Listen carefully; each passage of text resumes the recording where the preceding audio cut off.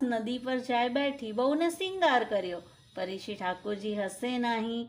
फेरी बहू ने सिंगार पलटियो तो हंसे नहीं। ऐसे 8 बेर श्री ठाकुर जी को सिंगार पलटियो, तब पिछले प्रहर प्रभु हंसे। અને કારણ બતાવી રહ્યા છે શ્રી હરિરાયજી ભાવ પ્રકાશમાં। પુષ્ટિ માર્ગ में जब लो आरती न होय तब ताई प्रभु अनुभव न जतावे।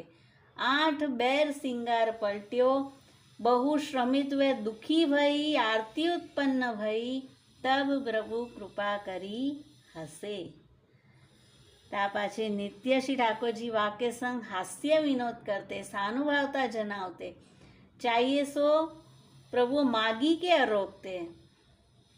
पाछे वह श्री ठाकुर जी से कहती, कछु सेवा में भूल पड़ेगी तो हूँ अपने पीहर चली जाऊंगी।